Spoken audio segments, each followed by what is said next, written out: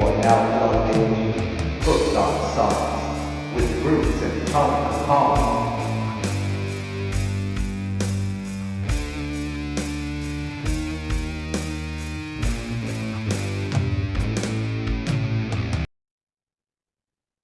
And we're live. What's up, everybody? Welcome to another fantastic episode of Hooked on Sonics. I am one of your hosts, Bruce, and over there, as always, everyone's brother from another mother, the Tone Capone. And this week, brought to us by last week's guest, India Ramey. If you haven't checked that episode out, please make sure you do. And also, check out her latest album, Baptized by the Blaze. She gave us uh, an album from one of her good friends, Rayvon Pettis. The album is called Dying Light. So we're excited to talk about this really interesting album. We got a couple of interesting bits of music news, and we're going to find out what we've been getting into the last couple weeks. So um, before we get into all that, Tone, I got an email um, last week wanting to know because we didn't get to know what you was up to last week. So the people want to know, how are you? Good evening. I am fantastic. It's good to be back to the show. Sorry for the clutter and mess you might see back here. Some things are getting moved around. We actually had new carpet installed.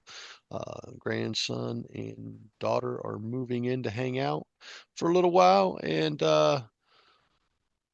took away some gear, trimmed some fat down, and walked away with a pretty cool little Spark 2 amp. Excited to check that thing out. And I told you it was gonna, I told you if it ever came true that I could ever get my hands on a Cobra Burst Gibson Les Paul, I would. Well, Bruce, what is the Yes. sister brand to Gibson? Epiphone.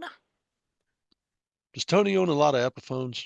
You owned a lot of Epiphones. I did. You know what I mean? And don't Mhm. get me wrong, I'd love to own a nice Gibson, man, but I'm very picky about the models that I want. Models that I want range somewhere between $5,000 and $6,000, and that's just kind of fucking unrealistic. It's only So, money. fuck that. That's a fucking house payment times three. You know what I'm saying? So, anyways, with that said, man, Guitar Center got a limited edition Epiphone and Cobra Burst, and I've always been in love with that guitar. It is the top burst of Gibson that I prefer. I've only seen one person play it live, and you know, took my wife to go see Nickelback, and Chad Kroeger actually owned one, and I saw one from the stage from the first time out in the wild, and it really is a beautiful guitar. Um, and that kind of solidified the idea that I truly love how beautiful that guitar is. It's unfortunate that I didn't get the opportunity to pick it up and play it, but thing arrives Friday or Saturday, looks good. If it's not properly set up, I expect that they would have it set up. May need to tune it up a little bit, but if it's not properly set up, I'll take it to the shop and get it set up just like I do all my high-end Epiphones. But I did lose two Epiphones. I lost a special with P90s in it in TV yellow, and I lost the Smokehouse Burst. But neither one of those had um, binding on them, and I like my Epiphones with binding. So, Okay, but so real quick, I got a go for it. question. Shoot. You said you found the same guitar that Chad Kroeger from Nickelback had. Is that correct? Yes. Okay, so basically what you're trying to say is you want your sound to be like Nickelback. No. No. No, No. No. that's what I heard. Okay. You Listen. wanted the same guitar as Listen. Chad Kroeger Listen. from Listen. Nickelback. Listen. Listen. Mm. I'm. Mm. I'll be honest with you. Let me ask you this. Okay. In that day and age and time Uh, of music, there was a day and age and time of music, right? Name one band. Name one band of that era, of that time of music, and I'm going to give you the top three of that era.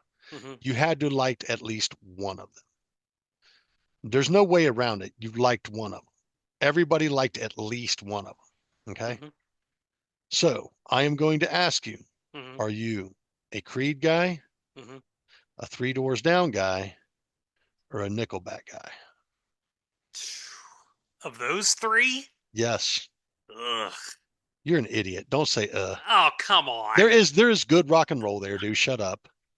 Okay. It is radio rock, but there is good rock and Yeah, roll there. that's Okay. fine.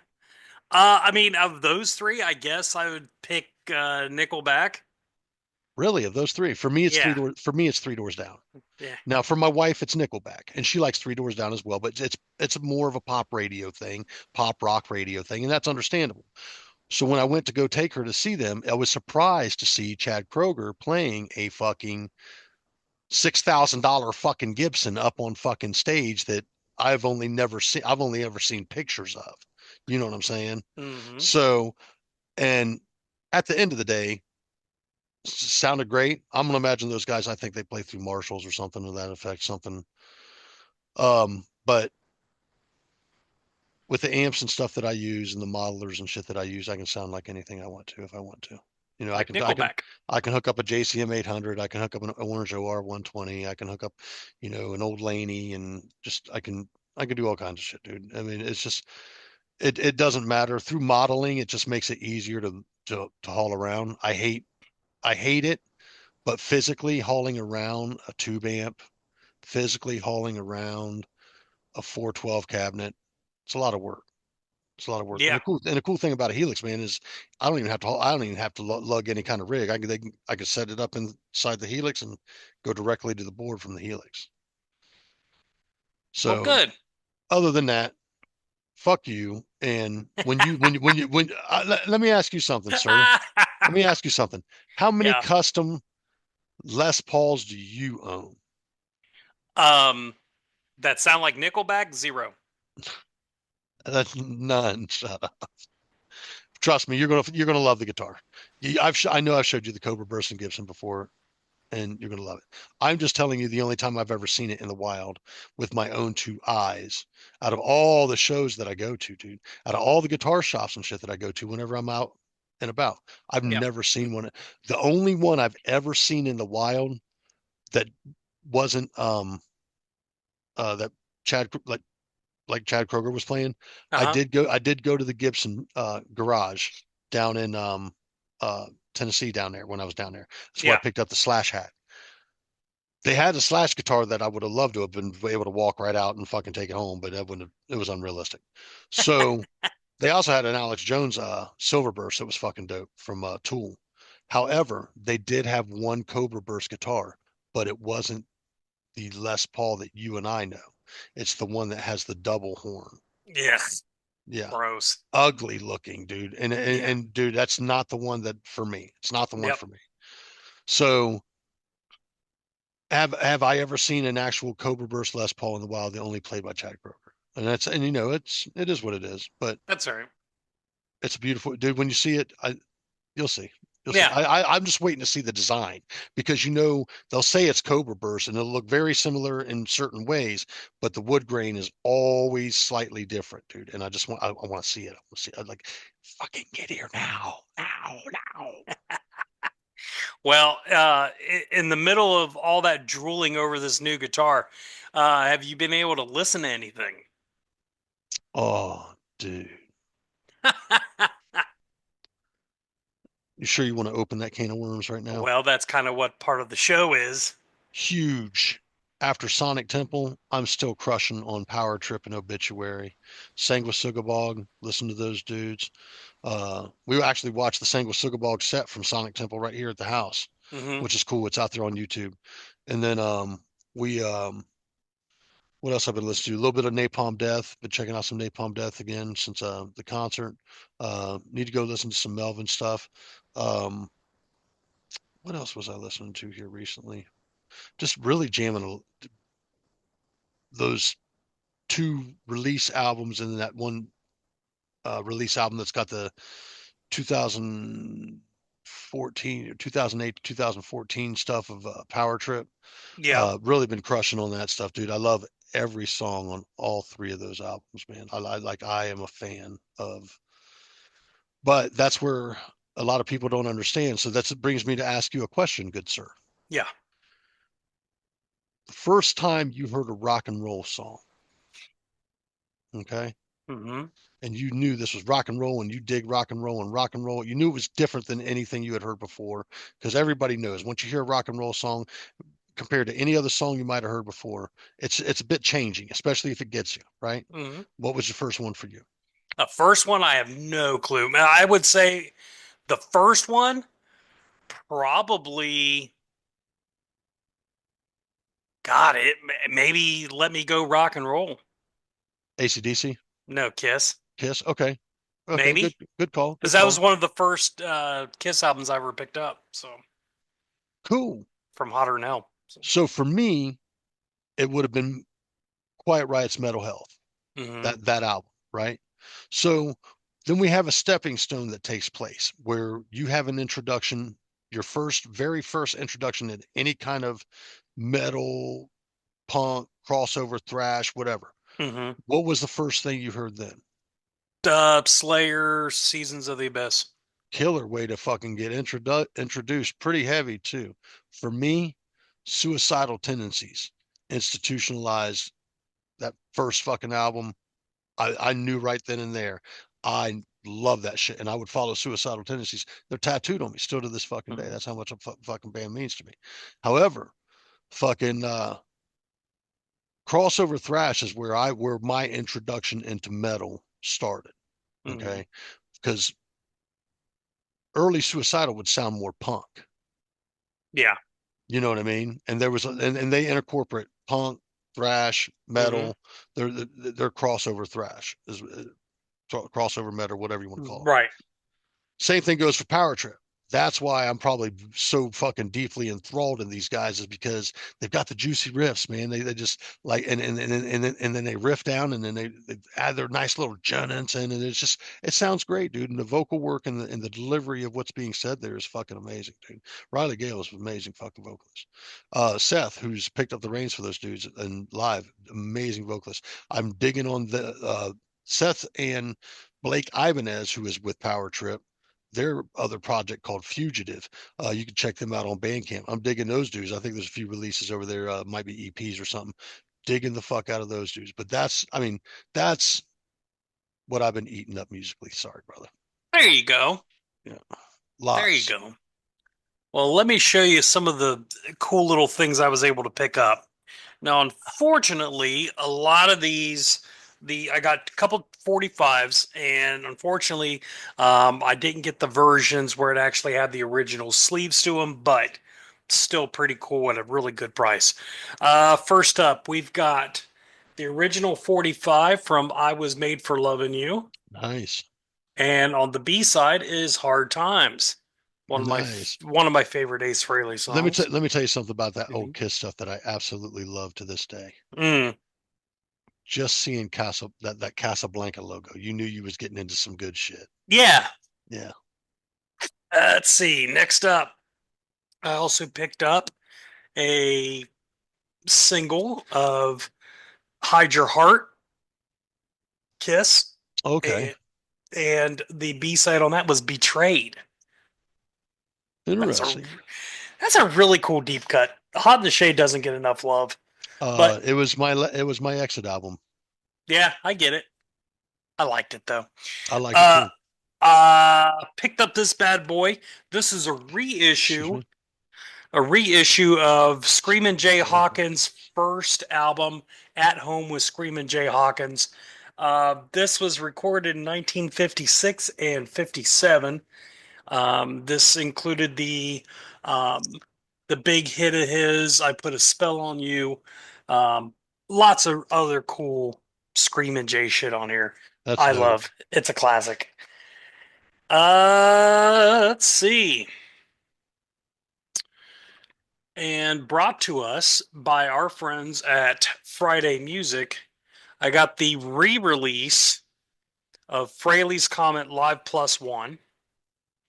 They made this a gatefold. Nice. Added a couple extra tracks on here. Bonus track of Shock Me, Cold Gin. Yeah, and that's it. Two extra songs.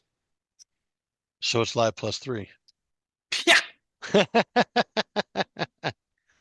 And then Check out this beautiful bean footage. Really cool marbled That's gorgeous. magenta thing. Yeah. That's gorgeous. Now, I was going to potentially try to pick one up for you Uh-huh. because I know you wanted it. Oh, I would definitely spend that. That's a great album. Here's yeah, here's the kicker. If I realized nice little gatefold thing. Pretty. That's a good picture of him too. Yeah, it is. Um, here, real quick. Here's the original. It was just the single Right. uh thing. So, um, one thing, the price point on this was if I would have known how much it was when I ordered it, I wouldn't have got it. Really? It was $40, See, dude, listen, and I'm like, this is where I have a problem. 20 is my cutoff. I don't want to spend more than 20 bucks on an album. I hate that shit, dude. Now, if it's 25, up to 25, if it's something I really want, I'll consider it.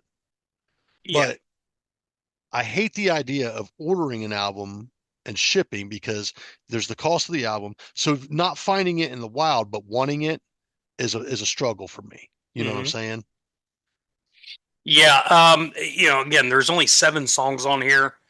For If 40 this bucks, kiss my ass. exactly.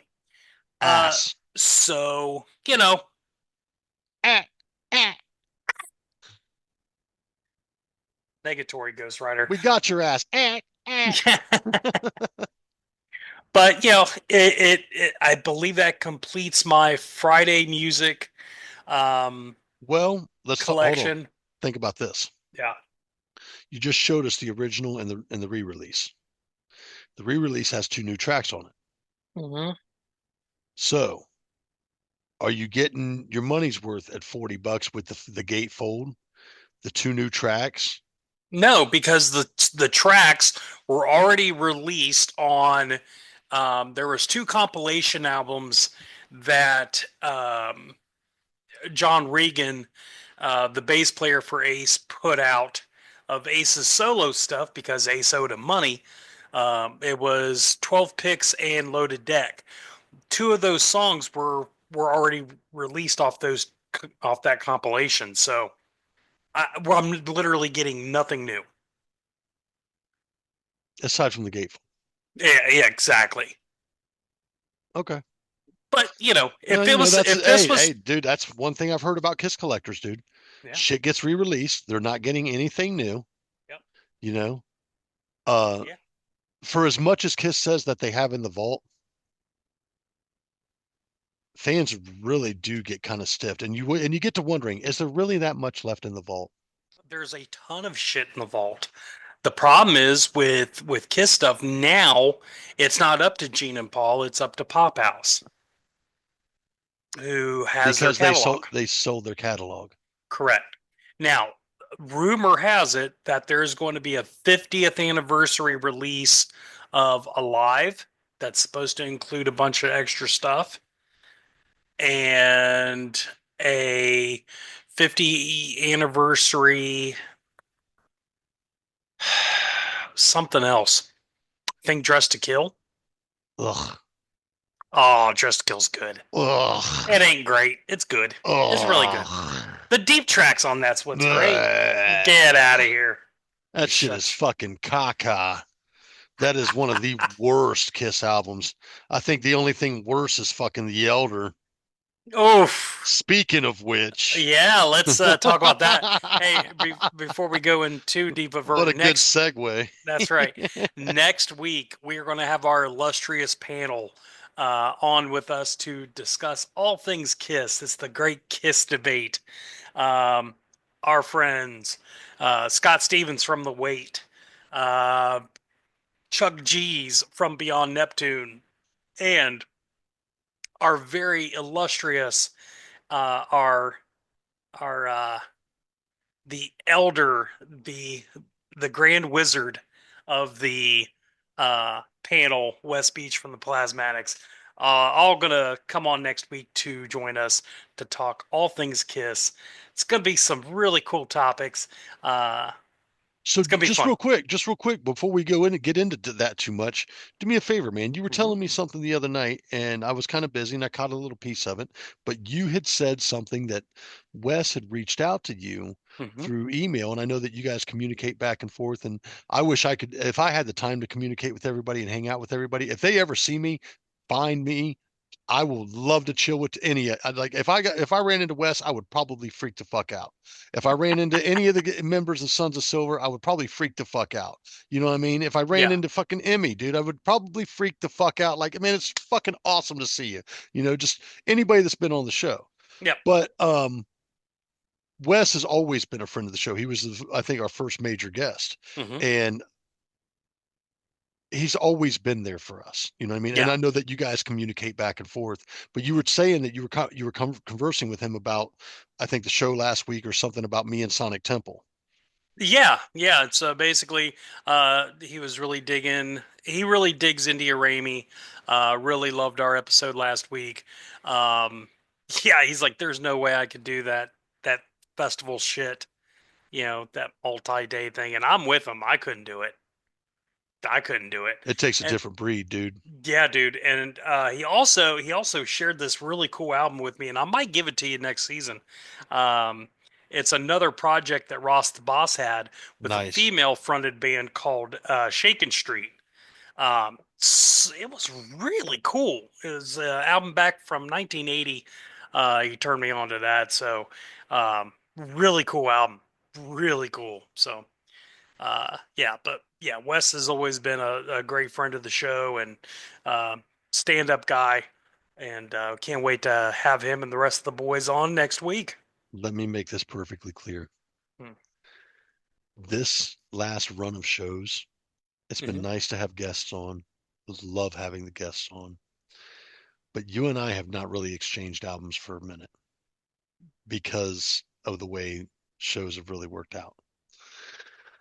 I have so much to unload on you next season because of Sonic Temple. Like Yeah. it's going to get ridiculous. You're going to hate me Yeah. real bad, dude. You're going to go on a full death run. Ugh. You're going to travel the death gauntlet of what Tony loves about death metal. You are in store for a real schooling of thrashing that doesn't involve a lot of Megadeth or Metallica. You're in store for some I'm gonna start suicidal drinking tendencies. now. You're in store for some suicidal tendencies. You're in Yeah. store for some municipal waste. Dude, the shit is coming your fucking way like a fucking freight train, son. You better be Ah. fucking ready. Uh, You I'm better gonna be get on fucking the ready. liver transplant list ahead of time because I know I'll be drinking a lot. All right, my friend. So yeah, what kind of music news you got? Dude, I haven't had a chance to look anything up. Once again, we've been under construction here. We're just Hmm. starting to get it all back together. I did see that Rick Derringer passed away, man. And Yeah, like man. you and I kind of talked about that a little bit earlier before the show. And you and I both said this. We reigned the same sentiment. We didn't realize he was part of the McCoys that wrote "Hang On Sloopy," and "Hang On Sloopy" is a huge thing here in Ohio Yep. for OSU. Hmm. And then the other thing I didn't know was he was a major player in a lot of Weird Al Yankovic work, which was pretty fucking cool. And you and I are both are Weird Al fans because we grew Yep. up watching Weird Al videos. And I don't know how many times you've seen Weird Al. I've seen Weird Al I've seen twice. him 3 times. Okay. And all 3 times it's absolutely an experience, and it's freaking Yeah, it's a wonderful. great time. He does a great production. But yeah, rest in peace, Rick Derringer, Rock and Roll Hoochie Coo. Um, I mean, such an underrated guitar icon. Um, a lot of heavy blues influence in his playing. Um, he'll be sorely missed. He's a guitar player's guitar player. Yeah. So yeah. Speaking of really cool guitar players, did you happen to see anything from the Dave Mustaine latest interview on the Sean Ryan show? So because things have been so hectic, I do ruse the ticks of the talks, and you often see me send shit over to you, and I'm surprised if I haven't sent you any of that stuff. But there's some really cool clips from that interview, and in some really going, what the fuck did you just say? In that interview, but that's Dave. Yeah. I'm definitely going to check it out. It definitely was very interesting. In the side of Megadeth and Metallica, truth be told, I'm a bigger Megadeth fan than I am a Metallica fan, Hmm. and that's just a fact. If you compare Ride the Lightning, or not Ride the Lightning, but Kill 'Em All against Killing Is My Business, Killing Is My Business 110%. Well, that's not an accurate, you know, comparison since Opening Dave album, wrote. opening Yeah, album. yeah, but Dave wrote most of that fucking Kill 'Em All Okay, album. so let's say because he says by the third album. So there was Kill 'Em All, Mm-hmm. there was Ride the Lightning, and Mm-hmm. then there was Master of Puppets. Yep. So he said they were using some of his riffs in Leper Messiah or something like that. Yep. Yep. Okay. So at the time that that had come out, the only following album would have been And Justice. So Metallica started writing their own riffs at And Justice. Come on, let's use some fucking logic here, dude. So I would imagine that most of Master is probably a lot of their stuff. I don't disagree that there may be some fucking Dave Mustaine influence on it by whatsoever. So let's go by way of comparison. Mm-hmm. If Metallica released Master of Puppets, what did Megadeth release that year? See, that was 86. So 86 was that Killing Is My Business? I'm looking real quick. Because I think Peace Sells was what, 88 or 90?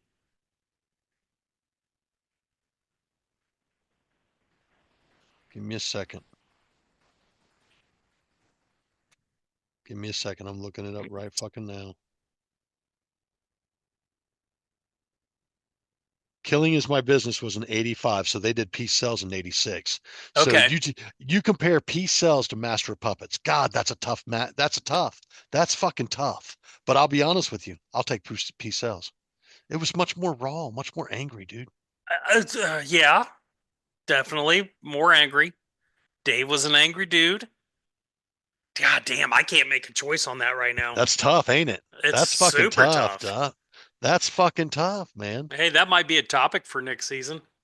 Hey, that's a great idea. See, we're coming up with shit every day. We're coming up with Brainstorming shit. live on Dude, air. I'll tell you who'd love that. Chuck.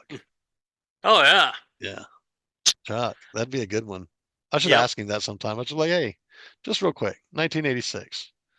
Who had the better album, Master of Puppets or fucking Megadeth Peace Cells? Honey Hush. Yeah, dude. Yeah, Uh, that's yeah. So as far as yeah, that was a really cool interview. Dave gets in a lot of different stuff. Very introspective. Um, you know, I'm really digging this kind of more introspective Dave. You I've know, always, dude. Let me tell you something, dude. I've always been on the side of Dave. I'm wait, not. I'm not hold on, kidding, dude. I'm not kidding. I've always been on the side of Dave, dude. hold on. Do you have you seen that clip? This was right when Kurt Cobain died, and uh, Dave was like he was being interviewed on like MTV or anything, and the girl was asking him, "Hey, do you have any words to say about Kurt Cobain?" And he's like, "Well, he was a good aim." I was like, Jesus Christ. Oh my gosh. And he just stares at the camera like, it was so funny. Oh, So that's fucked stupid. up. Yeah, Dave gave no shits. So yeah, everyone check that interview out. I'm sure you'll find a little something in there. Let's see. Hey, what's that little orange thing you got going on It's back there? actually not orange, man. It's pink, Oh, and we've reviewed this before. This is Bubbles from Rheingeist. That's what I'm having this evening. It's a what is roast it? Bubbles. Okay, so hold on. Just to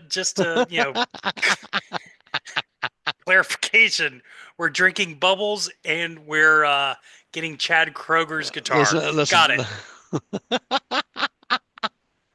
I hate your fucking face right now, dude. Huh. Anyways, Next week no, will be this is a rose fruited ale. Um, we had it up at Submarine House, and yeah. I like fruited ales, but they have to be done really kind of subtle. This is actually pretty good. Um, I give it a solid 4.5 tonight. I may have given it something else, but honest to God, it's an easy drinker. There was only one left in the fucking fridge, asshole downstairs. This refrigerator's still fucking cooling off because it just got plugged in. You know, I've been under fucking construction. I had to drink what I wanted. I wasn't going to drink no fucking piss cold fucking beer. Germans drink their beer warm. Well, you know, I like to finish my beer warm, but I don't like to fucking start it warm. I want the motherfucker to fuck me real slow and easy before it fucking turns to shit. How can you let a beer stick around long enough to get warm? That's my question. Dude, let me tell you something. So, how's your rose petals? They're fantastic. 4.5. Anyways, you've seen it and bear witness to it. I can drink Old English, but it's got to be ice fucking cold. But I love it. Yeah. I could kill a 40 of Old E. Ugh. Ugh. You don't know what you're missing. I do know what I'm missing. I had it once. All right, And, we've done a lot of alcohol reviews. Give me your alcohol review, then I got a question for you about alcohol. okay. Uh, well, didn't have time to go to the store and grab anything. So, ye old faithful, the Kraken Black, 94 proof. I've been sipping on this for a week or so. Delicious with the fine people at Coca-Cola in Atlanta, Georgia. This is an absolute standard for me. I give this a 5. This is an everyday drink for me. Now, what's your question? If you could bring back one alcohol that isn't in current rotation or you would like to have on a regular basis that you don't see as often anymore, what would it be? Miller Red Label. It was a Miller product that was out in the mid 90s. And it was Miller and it was just red labeled. And it was fucking delicious. And for the life of me, I have no idea why they got rid of it. Nice. Nice. You?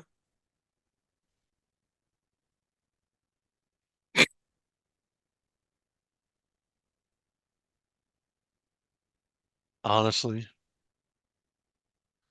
if we're talking beer, Mhm. it would be Tequila or old school Michelob, real Michelob. Yeah, yeah. Michelob used to come in a quart, not a 40. Love those motherfuckers, dude. It was the only Anheuser-Busch product I ever gave a fuck about. There you go. And then if it's liquor, Bacardi 151, no questions asked. Huh? Gross. 151? Eh. Oh, Yeah, dude. I know you're a big Bacardi fan, and I don't get it. I mean, I've got some somewhere down here. I've got some. I don't know where, but I got some. When I drink rum, I drink Bacardi, dude. Or Don Q. I like Don Q. Yeah. You should get you some Don Q. They do make a 151 Don Q. Okay. Well, there we go. Well, my friend, we got that. So we got our alcohol. We got our news. We figured out what the hell we was listening to. We We've talked realized, about next week's episode. we realized that you're opening up a Nickelback tribute band. Uh-huh. So let's get to this cool album, Dying Light by Rayvon Pettis. Hey, I just got one thing I want to tell you, man. What happened? Hey, hey, I want to be a rock star. Oh boy. I love you, man. I love you. So yeah, this was We're given this by India Ramey, our last Mhm. week's guest. Thank you again for coming on. Absolutely love her album. If you get the chance, be sure to check that out. Baptized by the Blaze. Also, once again, as we come towards the end of the season, next week we'll be doing our Kiss debate with our usual panel of friends. The last thing I want to mention is if you like what you see here or listening in, please like, comment, subscribe. We want to hear from you guys. We got to review a couple albums from a couple guests. We absolutely loved them, had a good time with that, and hope they enjoyed those reviews. Other than that, man, we have a nice long review ahead of us because this thing has Yeah. 17 tracks on it. And if we don't get into it, the show's never going to fucking end. So, Bruce, let's do it. Yeah, so just a little background. Rayvon is one of India's really good friends. I believe they both lived in Alabama, and then they both moved up to Nashville together. Rayvon served 2 or 3 tours in Afghanistan, um, going through all that, and you can definitely tell some of that imagery and some of these songs. We'll get into that. Um, this album's really kind of a Americana singer songwriter type vibe to it. Very rootsy. So, um, as Tony said, it's 17 songs, but it clocks in just a shade over 45 minutes, about 48 minutes. So, um, Tony, what was your initial thoughts on this? Definitely Americana. Ironic and thought provoking in some of the Mm, lyric content I thought was pretty good. Um, I think I wrote some notes also at the end. Americana, deep, singer-songwriter material, real thought provoking, and at times great storyteller. mm. There's great storytelling going on along on this album. Um, with that being said, I think we should get into it, man. Yeah. So, and also before we really get into it, let's just remind everyone this is not your typical cup of tea. What? Like this Americana type Oh, style you music. better believe it. This is definitely more my style, but one of the things I love about you know, the way you attack these albums is you really do give them a fair shot on as a merit on their own merit. So, I'm excited to hear what you think about this. First song was Virus. What'd you think? I wrote down it was a good opener for this style Americana and a little bit of a fast-paced tune.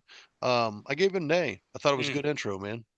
Yeah, I agree. I really love the mandolin intro. The bass in this song was really interesting in the mix.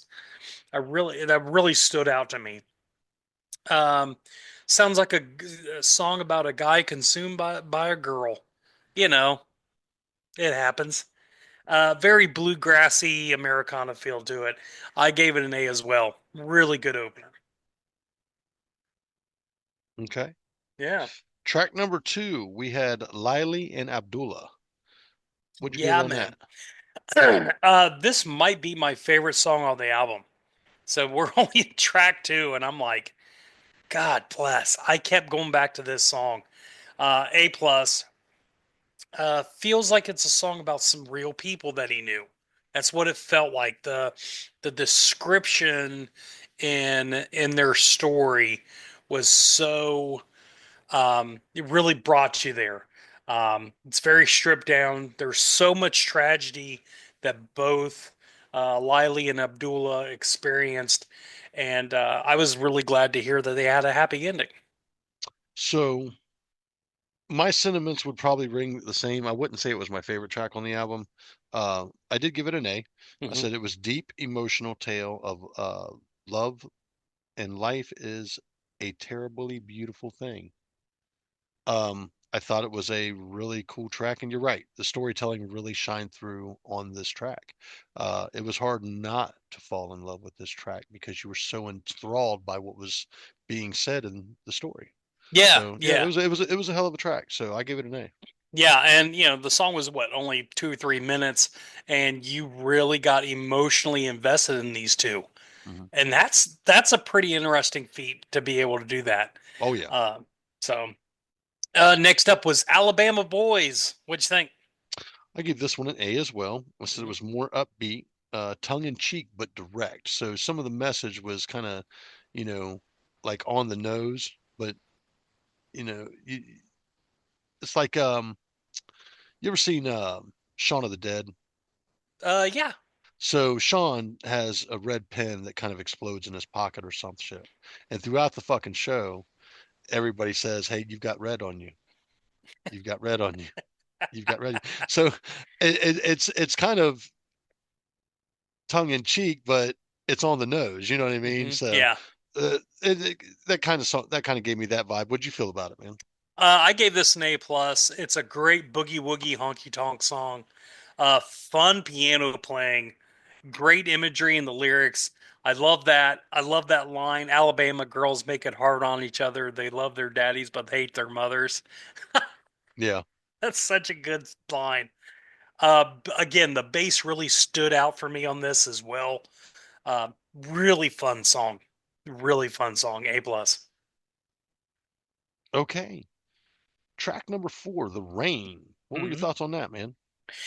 I gave this an A as well. This reminds me a little bit of a like a Warren Zevon type song. I love the female vocal on this track. I wish I knew who that was. It's a very pure voice. It's a beautiful fiddle in there. Really enjoyed this song. Boom. I gave this one an A plus myself.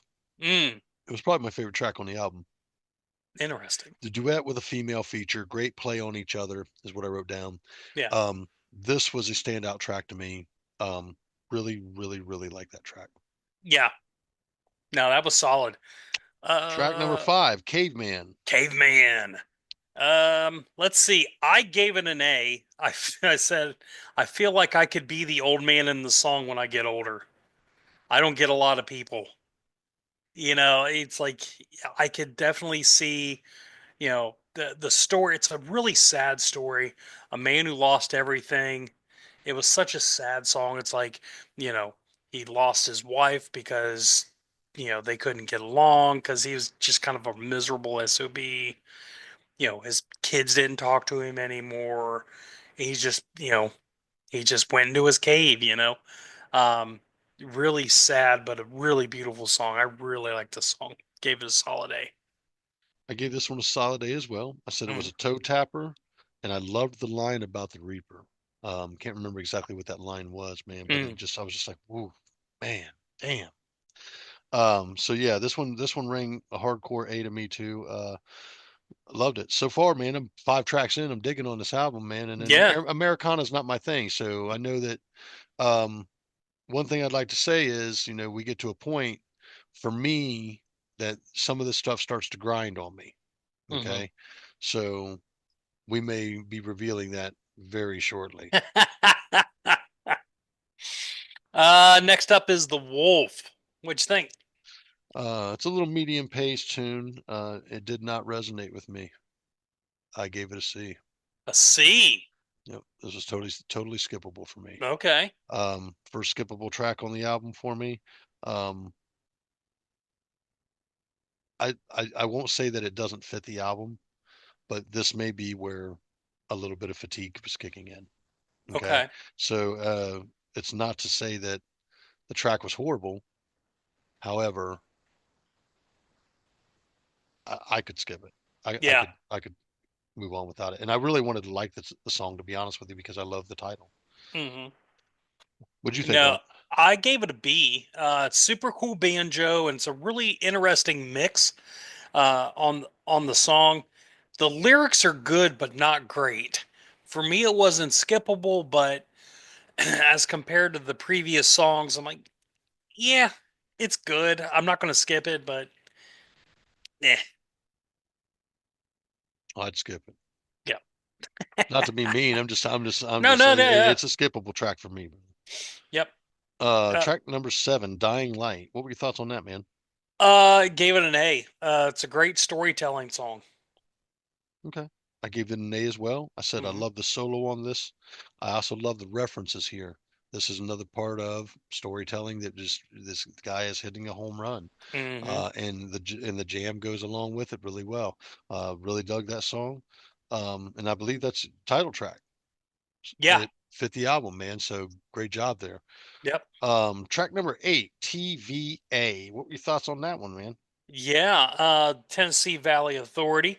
It's a nice. I really dug the nice mandolin and piano. It's really cool waltz type rhythm. His voice here reminded me a lot of early Bob Dylan. Um, I love the line, "And a small town gets too goddamn small when you're only 15 years old." Like you can feel that line. Like when you're in a small town and you're just growing up, you're like, that's all you think about is just getting the fuck out. I can You respect know? that. Yeah. Solid A for me. I actually gave this one a B. Mm, Said it was a slower tune, pure Americana. It's a good song, but it just didn't hit like the others for me. yeah. Was it skippable? Probably not. Um, it's that kind of a B, you know what I Yeah. mean? Yep. But it was all right, man. It fit the album and moved me into the next one. Go ahead. Track number That 9. that would be Desperate Hosea. Um, I gave it an A. Great build up in the beginning. Really great mandolin playing. This song especially, but throughout this album, but this song especially really inspired me to pick up the mandolin again. I haven't done it yet. I've been a little busy, but I really want to pick it up and pick out some of these tunes. Really, I really like this song.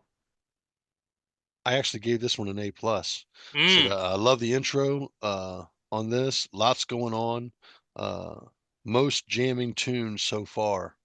This thing rocked the fuck out. I was feeling it when I was listening to this damn thing, man. wow, I was digging it. That's why I gave it an A plus. I really, really liked that track. dude, that's cool. All right, next up is Jane Eyre. What you think? I gave this one a B. I said it's a good song, just not a top tier on the album, and this was not skippable.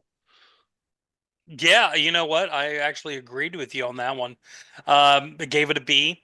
The verse in this song was a little lackluster, but I really did enjoy the chorus. This is a very appropriate song for like a coffee house acoustic jam. You know what I mean? Like, yeah, I could totally just go into like a Starbucks and hear this dude play this. Um, it was good. It just wasn't great, especially with some of the other stuff that was on this album. So I gave it a B. Cool. Track number 12, Michigan Mansion. Oh wow. Are you sure where you got Hosanna Oh, you know what? Track number 11, you're right. at? We just reviewed Jane Eyre, my bad. Yeah. Yeah, where do you got Hosanna at? 11. No, as far as what's your thoughts on it?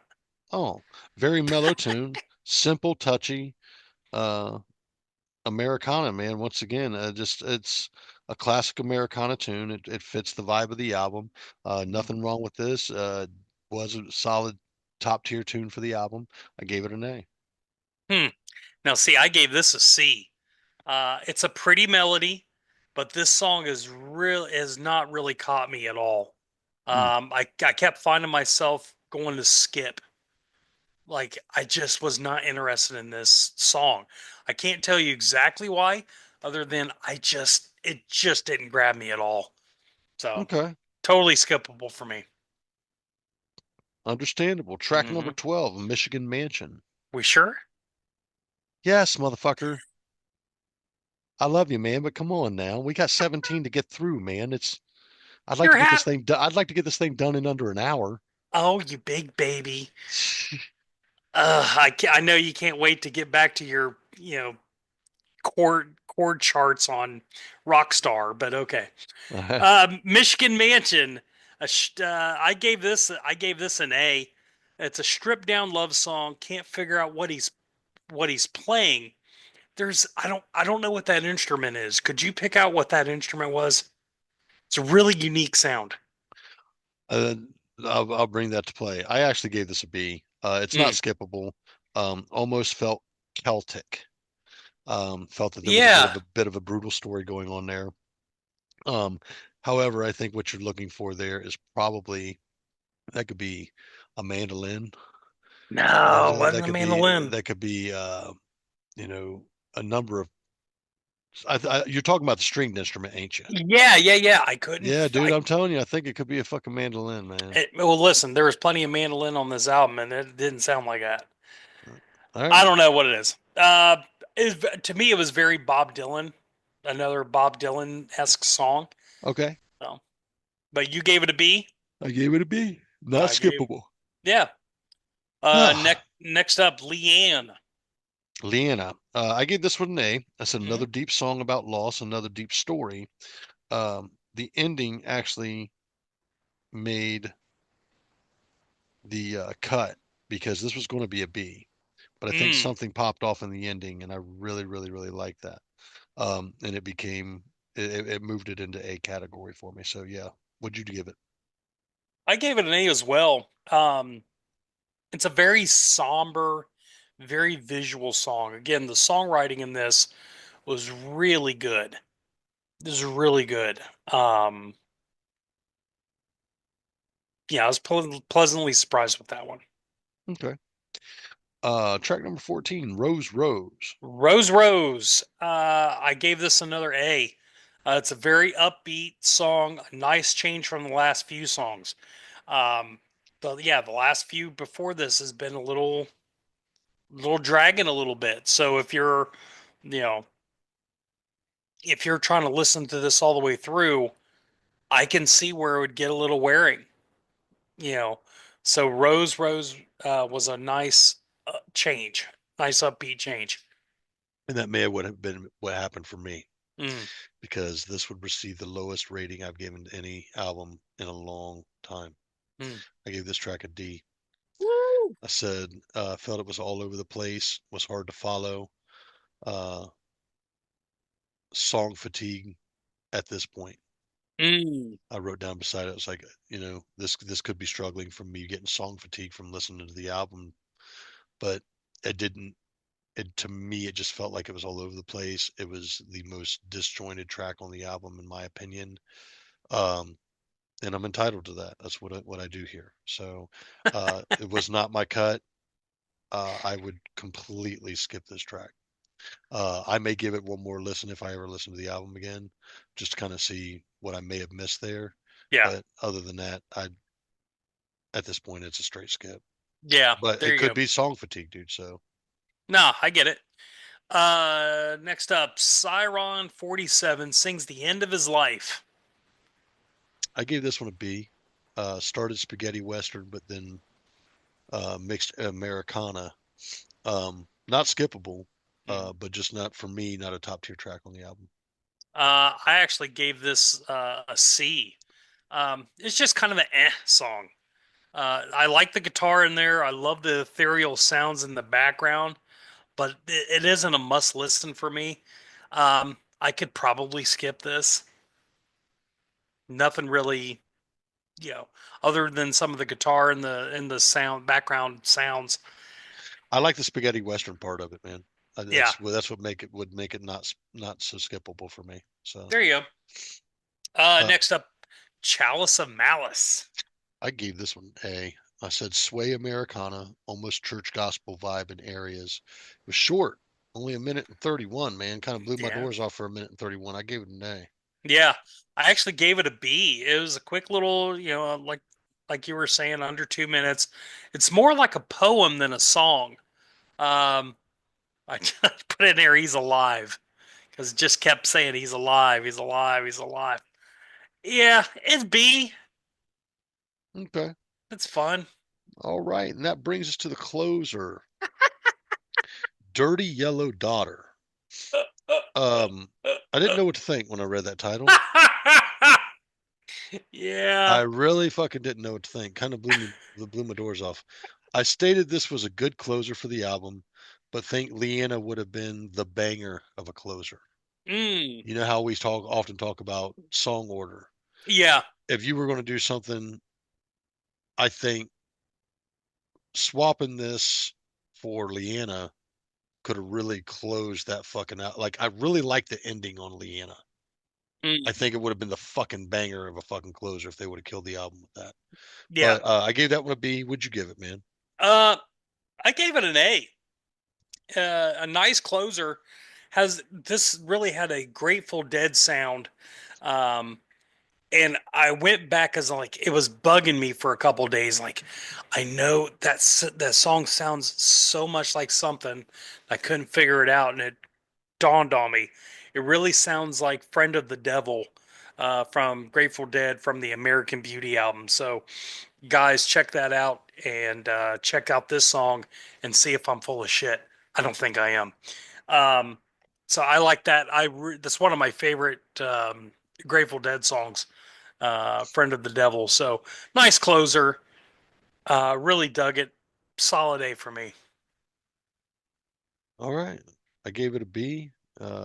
That's where we're at on that, man. So Yeah. get your thoughts together, go back through. That's a lot to go through on how you rated that. You Hmm. got your rating official? Yeah, yeah. I would say there's a couple C's on here.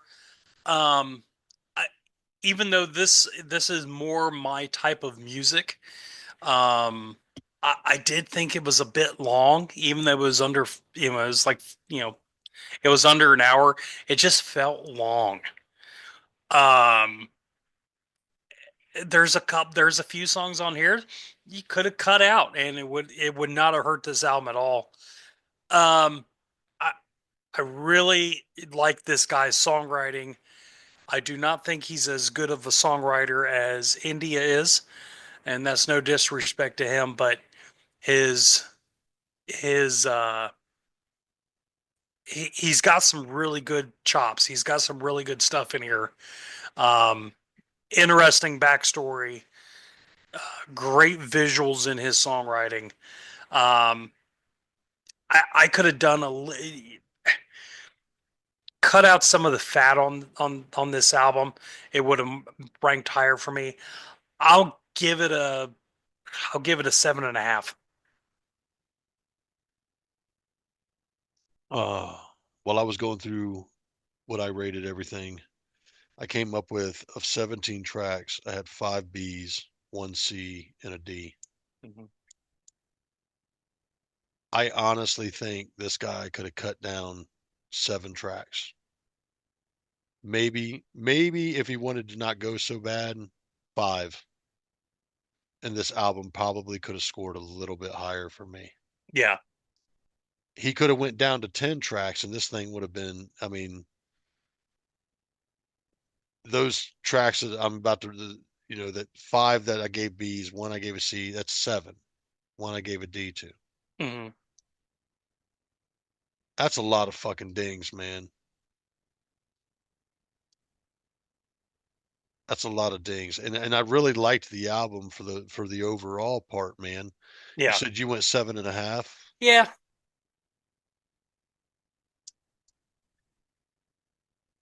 I don't know, man. I also know that I'm probably never going to listen to this thing again. And I mean that. It did not, it's not something I can see myself returning to. It's also not my forte. Right. No disrespect to the artist, but I felt it was long. I felt there was some really, what was really good was really good, and what was just okay was just, you know what, it didn't sit well with me. Mm-hmm. So you're going 7.5. I think I'm gonna go. Man, it's that length, man. I'm gonna go 6.75. Oof. I have to be honest with myself. I'm never going to listen to this again. I'm gonna listen to a few of these You songs know what? again. You know what? You know What? what? What? I've never just blurted off a thing. I'm going to be honest with you. Mm. I don't think it's worthy of going into the sixes. I think it's a solid album if you want to listen to it. You could let it spin. You're probably going to have to, just get through a few tracks. They're short anyways. I'm going to reverse that, man. And this is the first time I think I've ever done that. My apologies about that. Tone's going to give it a 7. There you go. I'll give it a solid 7. It's not worthy of a 6 because the guy does got some great fucking material there. Yeah, there's some good stuff for sure. I can't go 6. I just the big thing is once again it's under 8. I'm probably never going to listen to this again. No slight to the artist. It's just not my style of music, and I guarantee you for those that are into Americana, you've got something on this album. Hmm. Trust and believe you've got something on. You've got a lot of something on this album. Yeah, I'm definitely. So what I was going to say was, I'm going to listen to more of his stuff. Maybe not full albums right off the rip, but I'll definitely check out some more of his stuff, because he is a really solid songwriter. I like He's his a great delivery. storyteller, dude. He's a Yeah, great man. storyteller, and that's the other thing. I can't take him down to it. I can't take this album down to a 6, dude. There was No, no, no. great storytelling going on here. If you want just a cool album to listen to, an Americana may or may not be your thing. If Americana is your thing, you're probably going to score a little bit higher on this, like you did. Americana is not my thing, but I'm going to give it an honest review. There's great songwriting here. I mean, there's not much to say other than that. Yeah. If you had to, by way of comparison, how many tracks did India Ramey have? Uh, 12, 10 or Okay, 12. 10 or 12 as opposed to 17. And I really like her album. I think I gave it an 8. You know what I mean? It Yep. scored a bit higher for me. Um, but it also didn't have me at points where I wasn't so happy about it. Right. 11 So songs. 11 songs and a half hour long was India's. yeah, and she's got great delivery as well. Hmm. Um, so 7.5 for you, 7 for me. Not a bad little album. Thank you, India. We appreciate you giving us the album. Yeah. We also appreciate you coming on and hanging out with us. We had a wonderful, wonderful time with you. Hopefully, Hmm. you get to take the chance to take in this review. Uh, we will not be giving each other an album for next week because we'll be doing the panel and we'll be celebrating our final episode of the season. We will be back sometime in late August, early September. We have to convene on when that will happen.